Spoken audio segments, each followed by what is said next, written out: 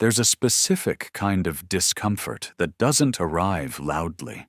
It builds quietly, almost unnoticed, until one day you realize that the way you learned to navigate life doesn't seem to work the same anymore. As if there was a manual you followed for years, something that gave you direction, stability, a sense of cause and effect. And suddenly that same logic starts failing in small, subtle ways, not enough to break everything, but enough to create doubt where there used to be certainty.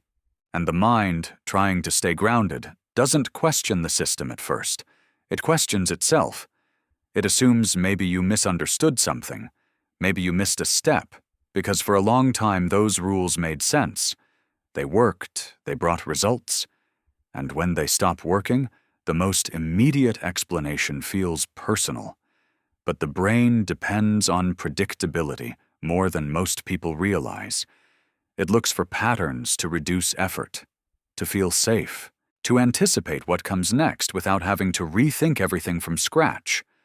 And when those patterns start changing too often, too fast, there's no time to properly update the internal model. So instead of adapting smoothly, you end up in a constant state of recalibration, like trying to adjust your footing on ground that won't stay still long enough. And that creates a quiet tension that's hard to explain because nothing is obviously wrong. But nothing feels fully reliable either. That's where a subtle mistake begins to take shape. The idea that you somehow fell behind, that others figured something out that you didn't. When in reality what changed wasn't your capacity, it was the speed and frequency of the shifts around you. And when change happens faster than it can be integrated, it doesn't feel like change. It feels like instability. And instability forces the mind to second-guess even simple decisions. Things that used to feel automatic now require more thought, more checking, more hesitation. And over time, this builds into something deeper. Not exactly confusion, but a kind of internal friction where you're still functioning, still moving forward, but with less clarity than before. As if every step needs a bit more verification than it should. And that drains energy in a way that's easy to overlook, because it's not dramatic, it's consistent, and maybe the point isn't that you failed to adapt. Maybe the point is that too much changed in too little time for any adaptation to feel complete. There's a kind of exhaustion that doesn't look like exhaustion. It doesn't stop you from functioning. It doesn't necessarily slow you down in a visible way. But it changes how you relate to effort, especially when that effort starts to feel endless, because at some point you realize that staying relevant no longer means maintaining what you've built.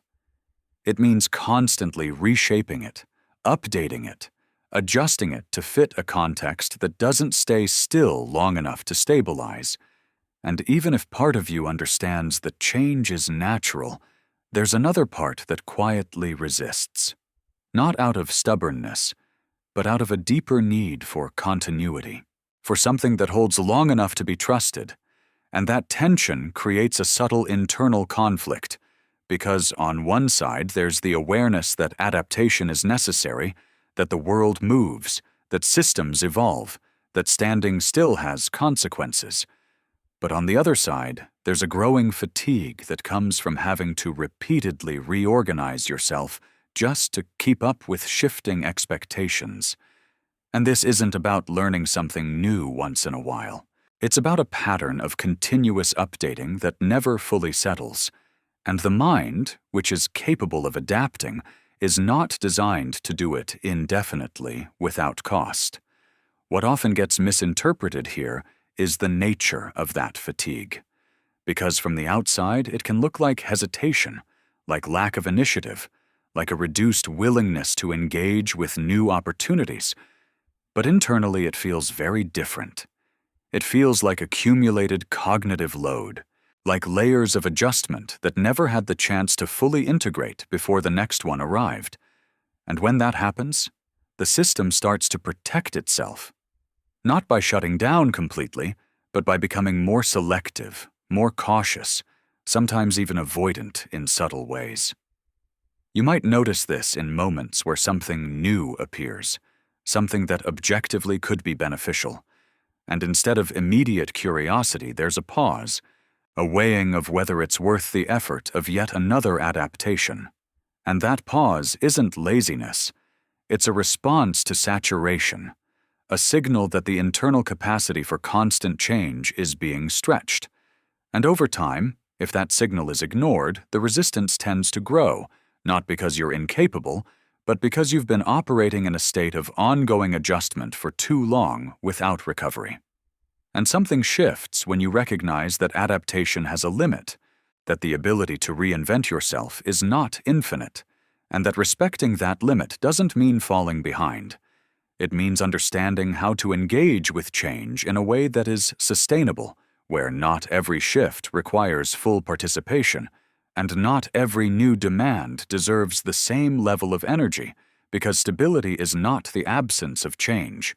It's the presence of enough continuity to allow you to remain coherent within it. There's a strange feeling that emerges when you can no longer fully recognize yourself in the world you came from, but also don't feel entirely at home in the one that exists now.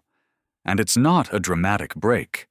It's more like a gradual distancing, where familiar references start to lose their relevance, while new ones don't quite resonate in the same way.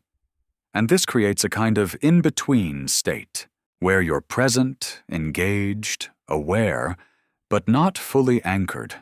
At first, this can be confusing, because it doesn't fit neatly into a clear explanation.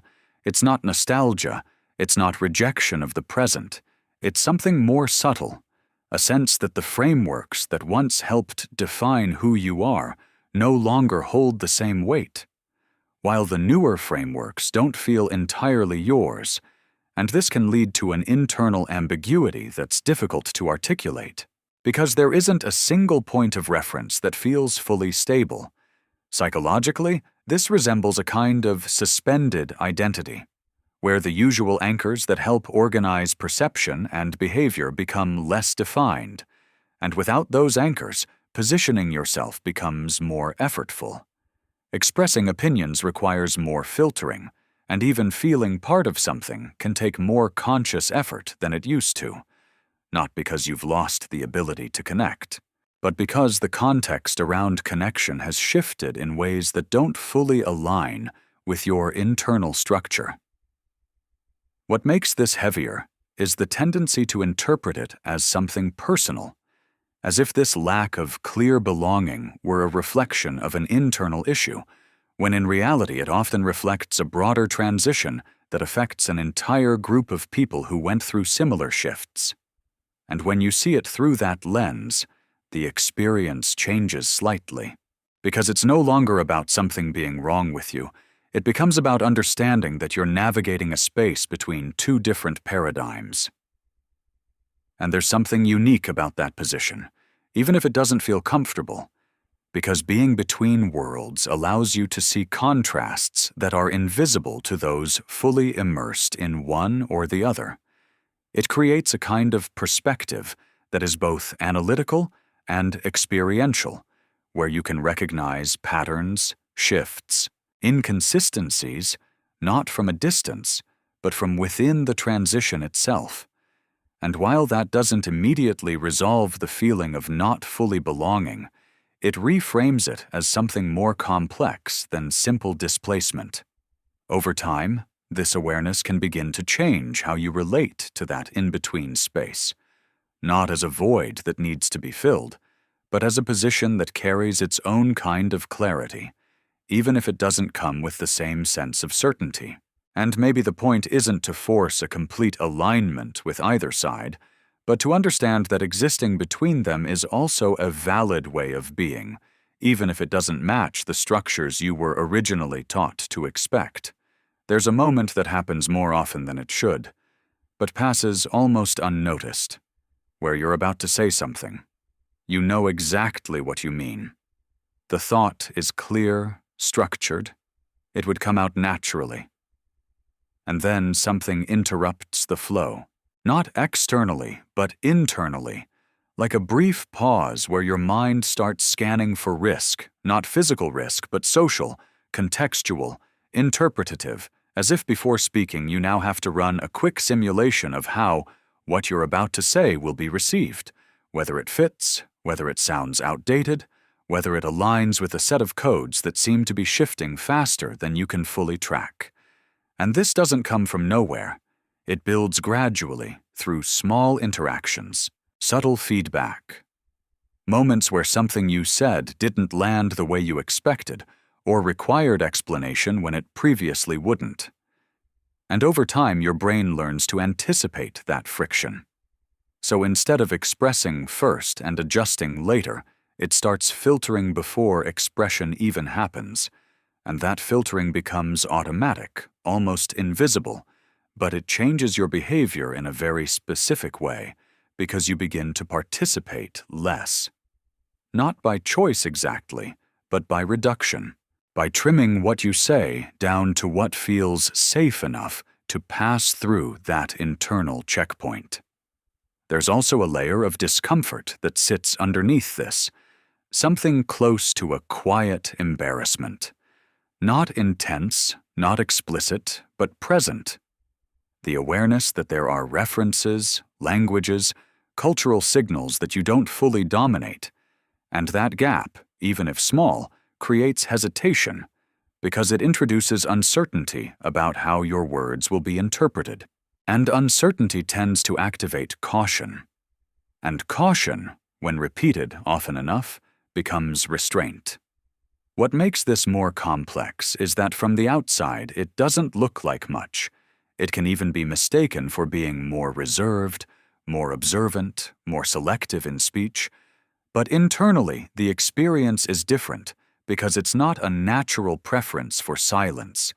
It's a managed silence, one that requires constant micro-adjustments, constant evaluation, and that process consumes energy in a way that is rarely acknowledged, because it happens in seconds, repeatedly, throughout different interactions. Over time, this pattern reinforces itself, because the less you speak, the less feedback you receive. And the less feedback you receive, the harder it becomes to recalibrate your sense of alignment, which leads to even more caution, and gradually a distance forms, not dramatic, not abrupt, but consistent. A feeling of being slightly outside the flow, observing more than engaging, even when you have something to add. And at some point, it becomes important to notice that this isn't about lacking relevance or having nothing valuable to say. It's about an internal system that became overly protective, overly filtered, trying to avoid misalignment at the cost of expression, and recognizing that shift doesn't immediately remove the hesitation, but it changes how you interpret it. Because instead of seeing silence as absence, you start to see it as something that has been shaped, conditioned, reinforced, and therefore something that can be gradually loosened again. There's a subtle but persistent pressure that comes from looking around and noticing how easily some people seem to move within a world that still requires effort from you, as if they're operating with an intuitive understanding of systems that you had to consciously learn. And even then, it doesn't always feel natural, and this difference is rarely dramatic enough to be openly discussed, but it's present in small comparisons, in how quickly someone adapts to a new tool, a new language, a new way of communicating, while for you, there's often an extra layer of processing involved. And it's easy for the mind to interpret that difference in a very specific way, to translate speed into competence and effort into inadequacy, even when that interpretation doesn't fully hold up under closer examination. Because what's being compared isn't just ability, it's context, it's exposure, it's the environment in which those abilities were formed. And when someone grows within a system that is already structured around certain dynamics, their responses to it tend to be more fluid, not necessarily because they are more capable, but because their adaptation happened alongside the system's development. What often goes unnoticed is how different it is to adapt gradually versus adapting in jumps, because gradual exposure allows patterns to form organically, almost unconsciously, while abrupt adaptation requires conscious effort, attention, restructuring, and that effort creates friction, not because something is wrong, but because the process itself is more demanding.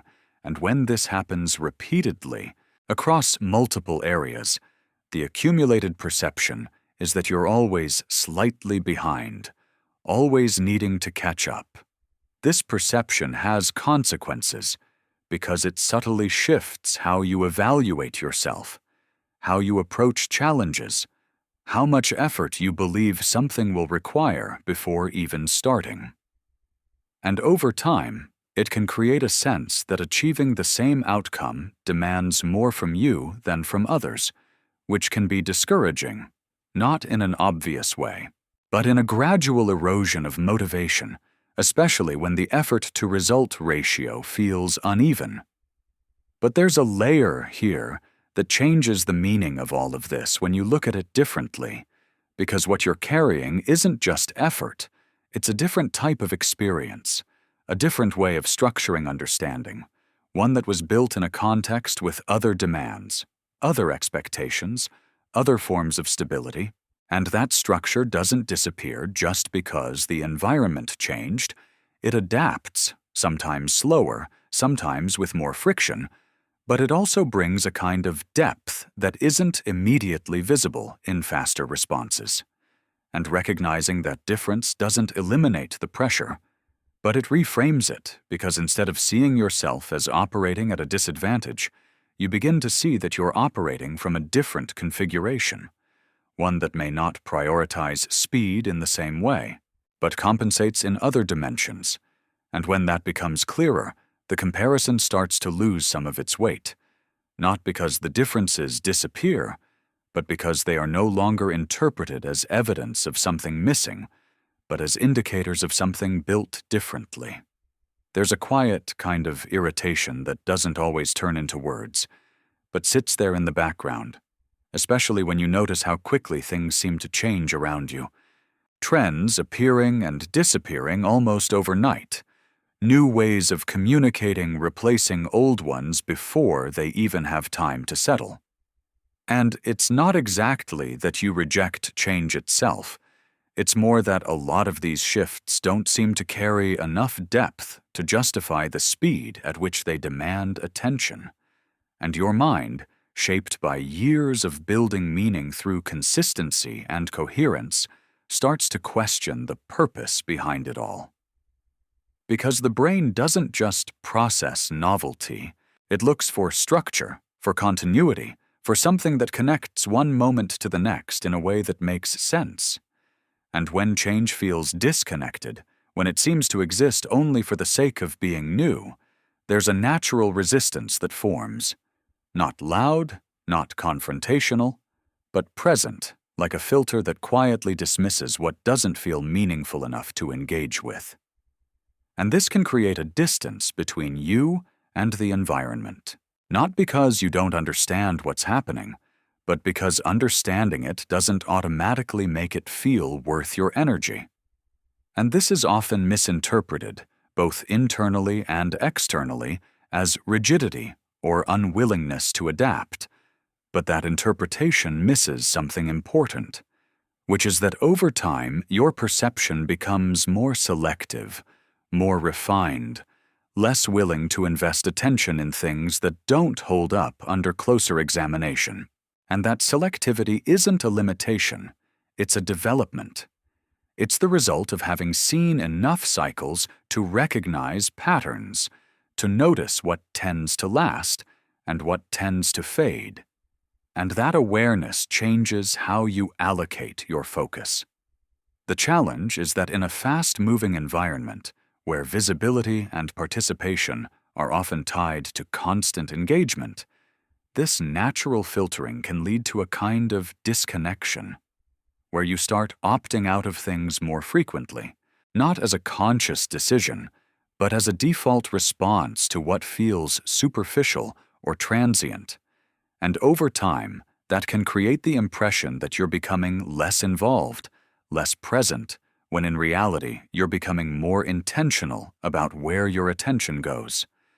And maybe the shift here is not about forcing yourself to engage with everything just to keep up, but about recognizing that not every change requires your participation, that discernment is not the same as resistance, and that choosing where to invest your energy is a form of alignment, not withdrawal, especially in a context where trying to absorb everything would only lead to exhaustion without necessarily adding value. There's a pattern that runs deeper than most of the changes happening on the surface, something that was learned long before the world started accelerating at this pace, a way of dealing with discomfort that prioritizes endurance over expression, where the default response to something difficult is to carry it, to manage it internally, to move forward without necessarily stopping to articulate what's happening inside. And for a long time, that approach made sense. It was functional. It allowed you to handle situations without getting stuck in them. But when that internal pattern meets a context where expression has become more visible, more encouraged, sometimes even expected, a certain friction starts to appear. Because you may feel things clearly, you may recognize when something is off. But translating that into words, especially in real time, doesn't come as naturally, and this gap can create a subtle sense of inadequacy. Not because you don't have emotional depth, but because the way you process it doesn't always align with the way it's now communicated.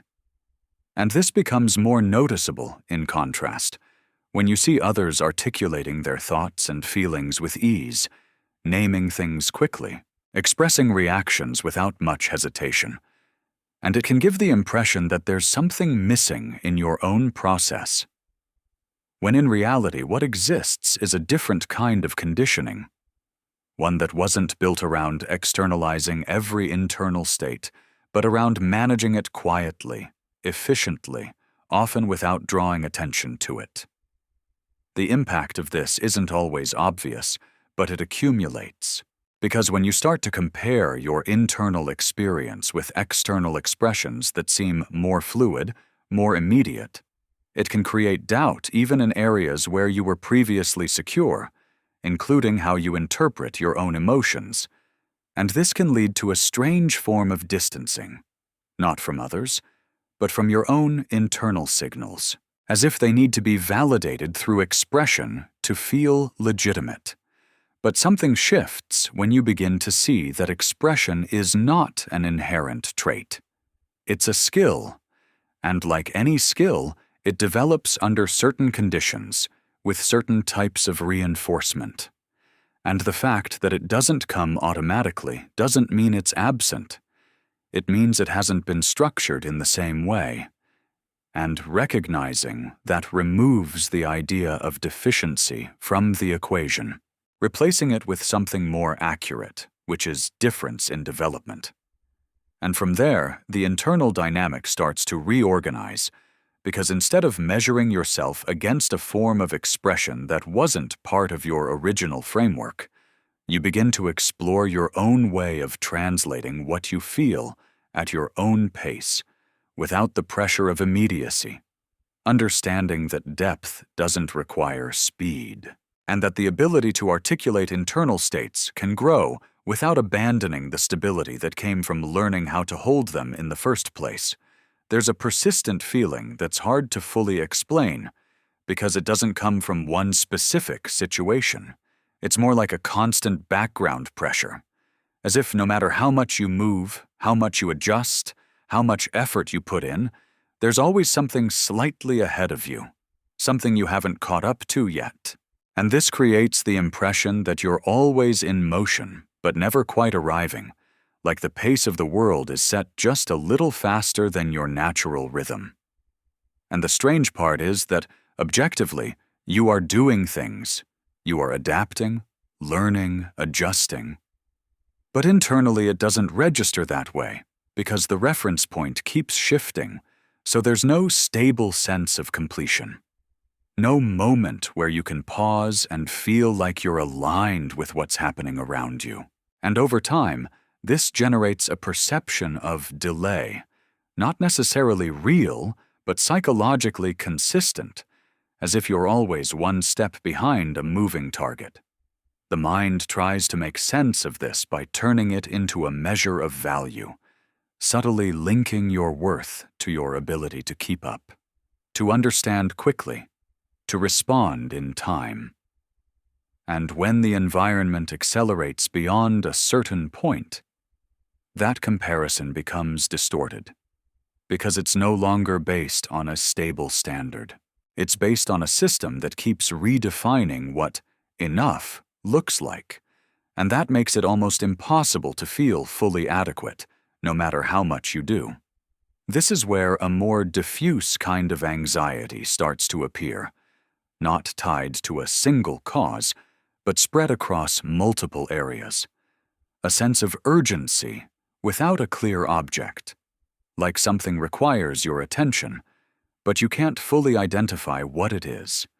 And that ambiguity makes it harder to resolve, because there's nothing concrete to address, just a continuous signal that you might be missing something somewhere. And the natural response to that is to try harder, to accelerate, to close the gap.